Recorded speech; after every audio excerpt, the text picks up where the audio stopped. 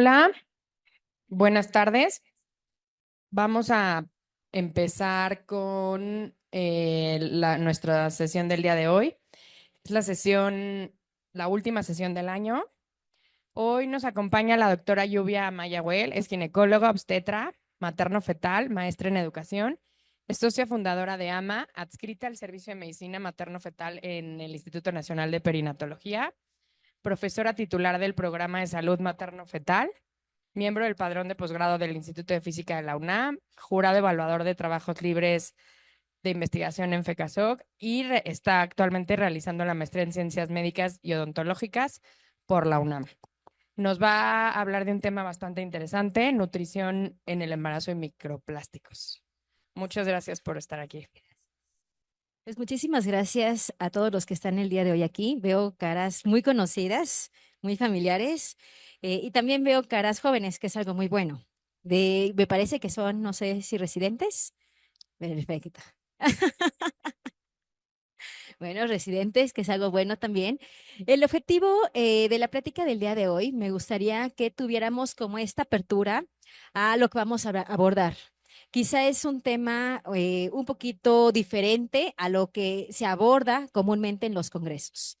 Em, Les quiero compartir que ahorita en el instituto metimos el programa de pasantía en servicio social en salud materno-fetal. Platicaba ahorita con el doctor Ibarra respecto a la importancia de que nuestros jóvenes y los médicos generales empiecen a conocer más acerca del abordaje de manera adecuada, porque esto va a ayudarnos a prevenir las complicaciones a largo plazo con la sociedad. Pues vamos a dar inicio. Hay dos tipos de personas: las que viven y las que ponen atención a lo que viven. Sergio Rueda. ¿Qué tipo de personas somos? ¿Cómo nos consideramos? ¿Aquellos que nada más estamos aquí disfrutando o estamos poniendo atención a cada una de las etapas de nuestra vida? Pues bueno, quisiera que hiciéramos una pequeña lluvia de ideas. Normalmente en mis pláticas me gusta hacer las dinámicas, no es examen, no se asusten, no es que vayan a pasar o que vayan a reprobar el examen, no pasa nada. Entonces me gustaría que viendo esta imagen, ¿qué se imaginan? ¿Qué pasó en ese momento? ¿Qué hay ahí? ¿Pandemia? ¿Qué más? ¿Infecciones? ¿Qué más se les ocurre? ¿Perdón? ¿Prevención? ¿Alguien más que quiera opinar con confianza? Juro que no es examen. Angustia, ansiedad, y que efectivamente lo asociamos mucho a lo que acabamos de vivir hace unos años, ¿no? La condición de la pandemia. Pero me gustaría que si les pongo esta imagen, ¿qué se les ocurre?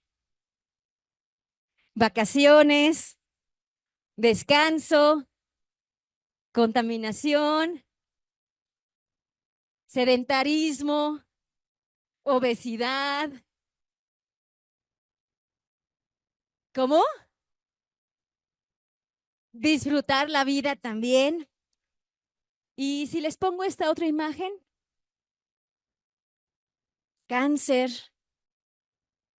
tabaco, Ciudad de México, metro. Pues bueno, quiero compartirles esta evidencia científica que fue del 2022, en donde nos mencionan que hay una realidad diferente a la percepción de lo que está pasando con los microplásticos o con los plásticos en nuestro país. En este artículo mencionan que las personas visitan comúnmente en México las playas. Sin embargo, no siempre son conscientes de la contaminación y residuos. Ahorita que preguntábamos, alguien comentó ahí la situación de la contaminación, pero la gran mayoría era obesidad, descanso, disfrute, Acapulco, la playa, relajarnos. Pero somos un poquito inconscientes en ver todo lo que hay alrededor de esto y que lo estamos normalizando. Literalmente lo normalizamos, porque ¿cuántos de nosotros nos vamos a la playa, caminamos y vemos los popotes, las bolsas, los pañales, las botellas, las latas, todo lo vemos alrededor, pero ya es común, ya es normal verlo? Mencionan en este artículo que esto tiende a subestimar la situación. El problema de subestimar la situación es que ni personal, en condición de Secretaría de Salud, ni nosotros como sociedad estamos tomando conciencia de lo que esto realmente nos puede llegar a afectar. Y esta otra imagen es un artículo que se realizó por parte del Instituto Politécnico Nacional en conjunto con la UNAM. Y quiero compartirles que en este artículo, que fue también del 2022, mencionan que aproximadamente nosotros que vivimos aquí en Ciudad de México, estamos respirando lo que equivale a una tarjeta del metro por semana.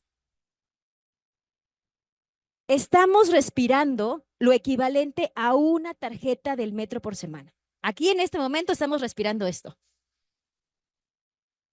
¿Cómo? Una tarjeta del metro es una tarjeta como su tarjeta de crédito, doctor, o su tarjeta de débito, de efectivamente el plástico, efectivamente del tamaño del plástico de una tarjeta.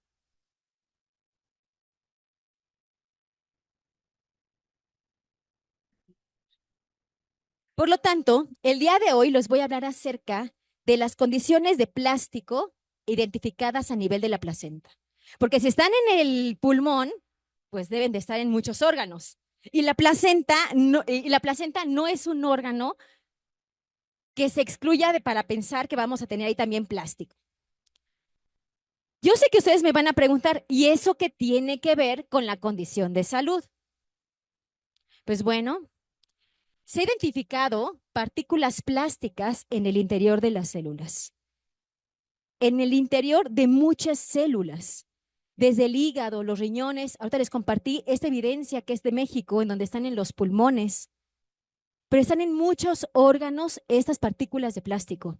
El problema en sí no radica en el plástico. El problema en sí radica en aquellas sustancias que contiene el plástico y que generan una respuesta química en nuestro cuerpo. El plástico no es el problema, son todas las sustancias, como son los falatos. Quizá ustedes han escuchado acerca del BPA. Hay muchos termos que son libres de BPA en la actualidad. Estas sustancias, cuando están en contacto con el sol, con temperaturas altas, con el calor, es cuando se eliminan cierto tipo de toxinas que van a llegar directamente a nuestro cuerpo y que van a afectar de una manera endocrina. Y es lo que vamos a abordar. Entonces, existen ciertas sustancias que van a ayudar a que los plásticos sean transparentes. Un ejemplo es el bisfenol A. Se sabe que esta sustancia puede llegar a afectar las vías hormonales, en específico la testosterona. Pero también hay otro tipo de sustancias como el bisfenol A también, y que tiene que ver con alteraciones a nivel de malignidad, células malignas, cáncer. Todo esto repercute porque este tipo de elementos que se colocan a los plásticos para hacerlos transparentes o hacerlos más flexibles, un ejemplo, ¿cuántos de nosotros no tenemos a veces los dulces en el papel celofán? Para que el papel celofán sea transparente y que sea suavecito, le tienen que colocar estas sustancias. Y luego los tenemos en el coche, con todo el sol expuestos, o incluso las botellas de plástico en el mar, que están expuestas a la temperatura ambiental. Se sabe en la actualidad que este tipo de sustancias son disruptores endocrinos. ¿Y qué es un disruptor endocrino? Quizá hayan escuchado hablar acerca de este término.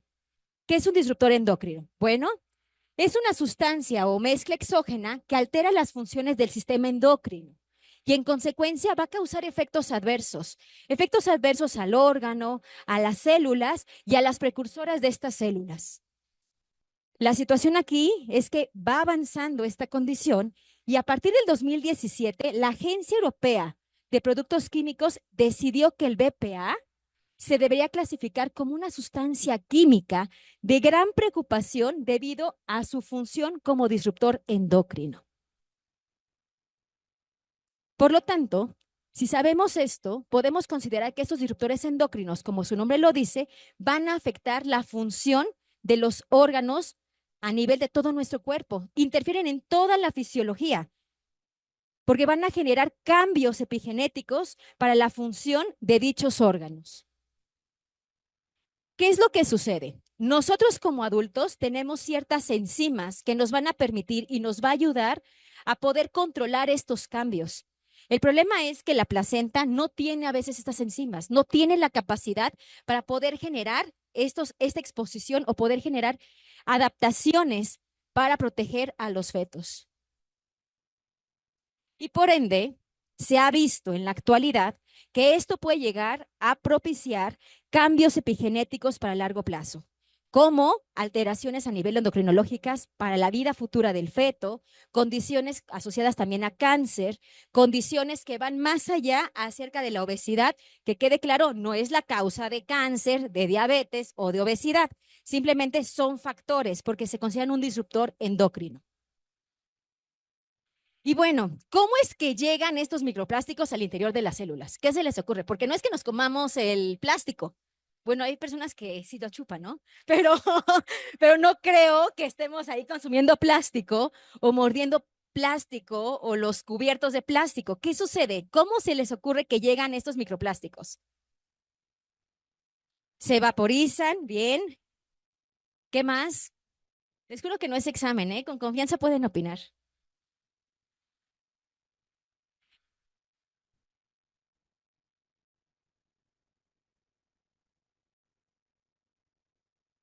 Que la saliva genere como una respuesta para la absorción, ¿ok? Comentó aquí la doctora Miriam que en el mar. ¿Qué más? Por medio de la sangre, ¿bien?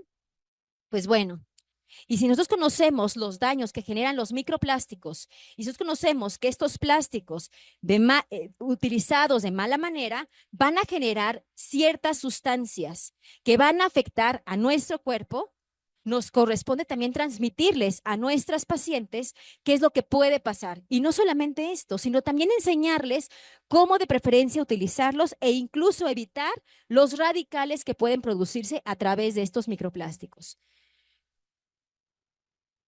Entonces, como les comentaba, muchas veces podemos decir, esto no me interesa, esto no es para mí, no deberíamos de estar bien tocando ese tema. La realidad es que sí. Y quiero que se den cuenta cómo esta revista de Ingeniería Ecológica publicó qué es lo que está pasando con el consumo de microplásticos o de disruptores endocrinos y cómo es que están afectando a cada uno de los órganos. Quiero que se den cuenta cómo hay trastornos del neurodesarrollo, cómo, y vuelvo a repetir, no es que sea la causa principal, son factores que se han identificado porque son disruptores endocrinos.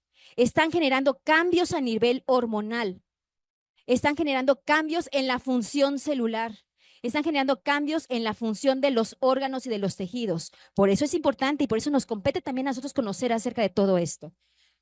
Trastornos en el neurodesarrollo, déficit cognitivo, alteraciones en el IQ, trastornos hormonales, problemas tiroideos, condiciones cardiovasculares, problemas respiratorios y bueno, esta condición del asma, simplemente.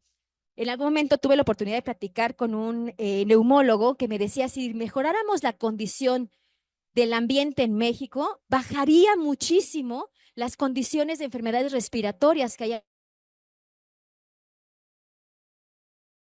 cardiovascular. Van de la mano. Alteraciones, ¿y cuántos no hemos visto? Digo, todos somos ginecólogos aquí. Entonces, en la actualidad vemos muchos hombres con infertilidad. Y no solamente es por el estrés, porque estén sentados, por la edad, sino que también hay otros factores, incluyendo todo esto que también tiene que ver con condiciones hormonales. Alteraciones, evidentemente, en el aparato reproductor femenino, condiciones metabólicas que también están asociadas a diabetes, alteraciones también de la tiroides, colesterol, triglicéridos, entre otros. Pero quiero que se den cuenta de verdad cómo esta revista no solamente incluye los factores o los órganos en general, sino que también está ya incluyendo los resultados durante el embarazo. Y esos resultados van asociados a parto pretérmino. Y el parto pretérmino por sí solo es por una respuesta hormonal que va a haber. Recuerden nuestras clases de fisiología para cuando el trabajo de parto. ¿Cómo se desencadena el trabajo de parto? Por condiciones hormonales. Se emiten señales a nivel de las suprarrenales del bebé para poder transmitir que todo está bien y que en ese momento ya es momento también de tener un trabajo de parto. Hay bloqueos de ciertas hormonas como son el cortisol y los estrógenos. Y vean también, está asociado a bajo peso, alteraciones estructurales e incluso inicio temprano de la pubertad. Vuelvo a repetir, todo esto tiene que ver porque son disruptores endocrinos. Se están liberando sustancias secundario a un mal uso de estos plásticos que van a generar disruptores endocrinos. Y oh sorpresa, ya se identificó microplásticos a nivel del el pulmón, en otros tejidos como tejido graso, como tejido muscular. Pero ¿qué hay de la placenta?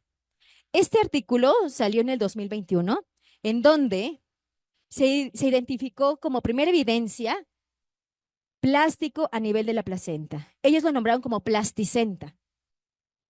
Se está identificando plástico y bueno, la realidad es que si consideramos a la placenta como el órgano de intercambio, interfaz entre el compartimento materno y el compartimento fetal, tiene que generar esta función de tratar de proteger al feto y darle las sustancias.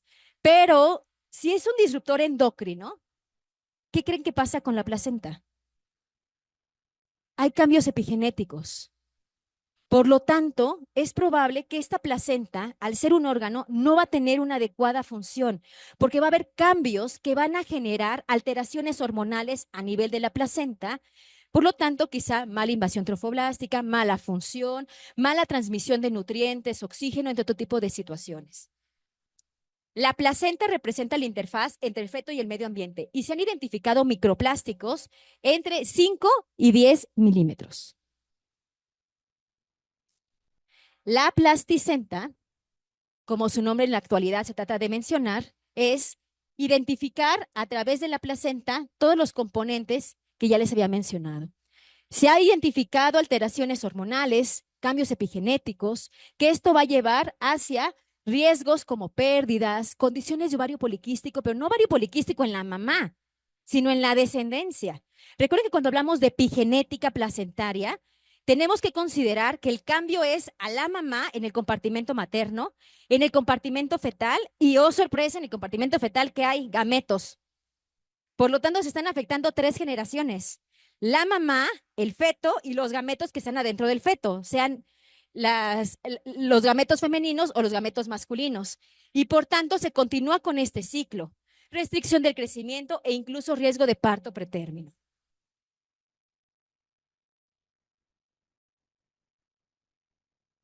Esta evidencia, que fue del 2023, un poquito más reciente, no solamente quiso investigar a nivel de la placenta, sino qué está pasando durante todo el embarazo con los microplásticos.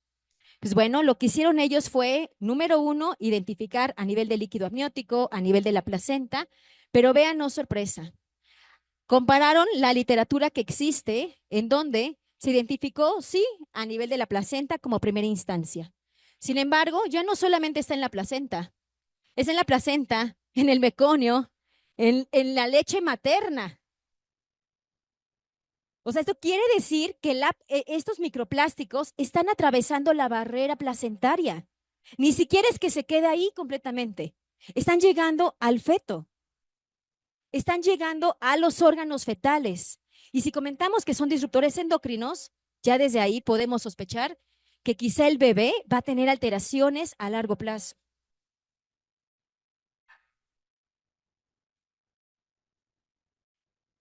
Yo sé que esto suena quizá catastrófico, pero aquí va la siguiente pregunta. ¿Qué podemos hacer? No nos vamos a meter a una burbuja. No vamos a dejar de respirar. No vamos a dejar de comer. No vamos a dejar de meternos al mar. Eso es un hecho. Pero sí nos corresponde hacer conciencia. Y es hacer conciencia a todos, y vuelvo a repetir, no solo por la naturaleza, sino por todo lo que generan estos microplásticos en la actualidad. Los celulares están en contacto, todos los celulares tienen plástico. Las botellas de agua son plástico. Los dulcecitos que nos dan en el papel celofán son plástico. En la actualidad hasta las sillas son de plástico. Todo lo que utilizamos es de plástico, incluso la ropa. Incluso la ropa. Hay mucha ropa que está hecho con plástico. Si ya sabemos esto, esta evidencia científica nos mencionan, y me gustó muchísimo este artículo porque se expusieron, o más bien se investigaron aquellas personas que han estado expuestas a ciertos disruptores endocrinos, por ejemplo, en las fábricas, que es su trabajo, que tienen que estar expuestos estas personas. ¿Y qué fue lo que se identificó? Alteraciones a nivel perinatal, como defectos, cardiopatías, bajo peso y parto pretérmino. No solamente se investigó cuál era la tasa de prevalencia, sino qué podemos hacer también por ellos, porque mismo que les digamos no trabajen, dejen su trabajo porque están con contaminantes. Eso tampoco vamos a poder hacerlo. Pero entonces, ¿qué sí podemos intentar hacer con ellos? Ese artículo trató de demostrar, trató de identificar que por debajo de la basal, pues evidentemente vamos a tener menor probabilidad cuando se exponían las personas a estos microplásticos, tenían mayor riesgo de tener alteraciones con defectos fetales, problemas con cardiopatía congénita e incluso parto pretérmino. Quiero que se den cuenta que la exposición no solamente fue materna, la exposición también fue paterna. Se estudió a la pareja, no solamente fue hacia la mujer, porque a veces consideramos que la responsabilidad del embarazo es solamente de la mujer, pero ya sabemos que no es así. Digo, el hombre pone el esperma y la mujer pone el óvulo y aparte le pone el recipiente.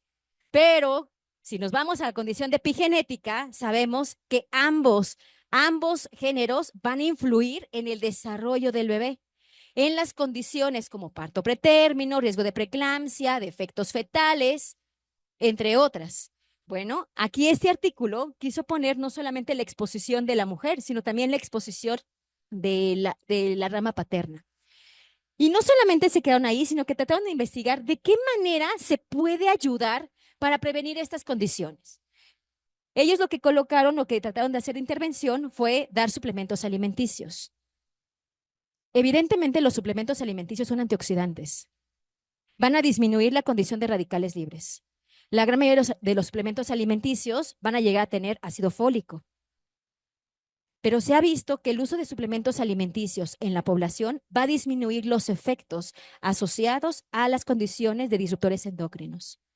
Y este artículo, como ustedes lo pueden ver, ayuda no solamente a la mujer, sino también a la condición paterna.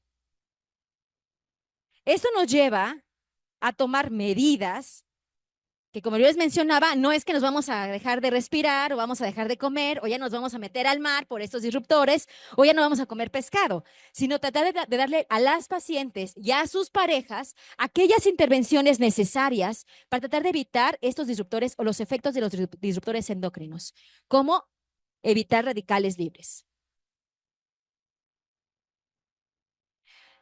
Aunque no está por debajo de la unidad,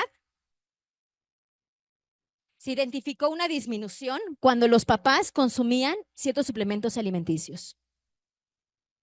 Aunque no está por debajo de la unidad, sí hubo disminución. Y bueno, no nos podemos quedar solamente en dar suplementos alimenticios, generar esta conciencia, tratar de ayudar con el objetivo de brindar hábitos higiénico-dietéticos. Esa es la base como tal de nuestras consultas. En algún momento recuerdo cuando yo era residente, hablaban mucho del control de peso en las mujeres embarazadas. ¿Cuántos de nosotros realmente estamos al pendiente del control de peso de las mujeres embarazadas? ¿Cuánto es lo que están ganando según las guías de la IOM y según el trimestre en el que se encuentran? ¿Va acorde? ¿Fue una ganancia de peso acelerado? Eso también va a generar cambios epigenéticos y va a propiciar alteraciones en los disruptores endocrinos. El consumo de tabaco, la condición de la actividad física, la alimentación, el uso de sustancias, el uso de sustancias como consumo de alcohol, de tabaco y evidentemente los suplementos alimenticios. En este otro artículo les quiero compartir que efectivamente también los suplementos alimenticios, lo que se trató de identificar fue cómo disminuye el riesgo. Este artículo en específico solamente fue como un estilo de vida saludable y el uso de los suplementos alimenticios. Pero es bien importante aclarar que los suplementos alimenticios, el efecto que tienen principal es tratar de disminuir los radicales libres, genera un efecto antioxidante. A veces la alimentación no es suficiente y y si estamos en México menos, en donde comen solamente tortas, tacos, tamales, atole, algunos, pero la gran mayoría, hasta nosotros que lo comemos tacos, no pueden decir que no. ¿Qué es eso? ¿Los tacos? Los sábados de tamales, dice el doctor. Todo el mundo estamos expuestos a estas sustancias. No es que tengamos, por ser médicos, la mejor calidad de alimentación. Y la mejor calidad de alimentación debería de ser más del 50% de verduras en desayuno, comida y cena. Así es como está mínimo el plato de buen comer. ¿Ahorita qué tienen de verduras ustedes en sus platos? Pera, esa es una fruta, pero está bien. Puro carbohidrato. Bueno, ya vimos el ejemplo y eso. Ah, dice la doctora Eli que porque es Navidad. Bueno, espero que solo porque sea Navidad, doctora. Pero la realidad es que tenemos que ser conscientes. Si nosotros no empezamos con esta conciencia, no vamos a poder transmitirles a nuestra población lo que realmente está pasando. ¿Ustedes se consideran sanos? ¿Casi? Bueno, tuve la oportunidad de conocer al doctor Alexander Crowham, quien él se dedica mucho, él es endocrinólogo. em, y actualmente está muy en contacto con la condición de medicina funcional. No sé si algunos de ustedes ya han escuchado hablar acerca de la medicina funcional, ¿no? ¿Perdón? Lo que hacen, más que ser todólogos, doctor, bueno, lo que hacen es lo mismo que nosotros, tener un equipo interdisciplinario en el que buscan tener nutriólogas, en el que buscan tener asesores de ejercicio. El doctor es endocrinólogo y sabe mucho acerca de los disruptores endocrinos. Y más que nada, el doctor lo que está tratando de hacer o lo que quiere transmitir es que efectivamente, aunque en un momento podamos sentirnos sanos, como es ahorita, que aparentemente nos sentimos sanos, quizá ya existen alteraciones que en un futuro nos van a afectar. Y eso tiene que ver con la epigenética. Cuando hablamos nosotros mucho de epigenética placentaria en medicina materno-fetal, les pongo yo mi ejemplo. Yo cuando nací pesé 3,8 kilos y quizá para mi mamá era algo bueno, pero mi mamá mide 1,50 en este momento, está chaparrita y 3,8 kilos y subió ya 20 kilos. Exacto. En ese momento yo estaba muy sana, efectivamente, doctor. La realidad es que la epigenética de ese momento generó cambios que en este momento para mí aumentan la probabilidad de otro tipo de condiciones. Y es lo que en la actualidad tratamos de buscar para prevenir las enfermedades. La hipertensión que vemos el día de hoy puede que haya empezado con la mamá preclámptica, con un bebé con restricción. La diabetes gestacional va a generar cambios a largo plazo a la mamá, al hijo y a la descendencia. Mucha evidencia científica lo que trata de decirnos es que tienen que pasar mínimo entre 3 y 4 generaciones para romper los ciclos. 3 a 4 generaciones para romper los ciclos. En este momento, ustedes como hombres tienen cambios epigenéticos de lo que pasó en el embarazo de su mamá. Y por ende, también en lo que pasó en el embarazo de su abuelita. Lo que nos corresponde es hacer conciencia para poder romper estos patrones, estos ciclos y poder tener a largo plazo una mejor calidad de salud. Pero esto no solamente es con nosotros, sino que se lo tenemos que transmitir a todas nuestras pacientes. Pues bueno, no sé si existe alguna duda, alguna pregunta, algún comentario.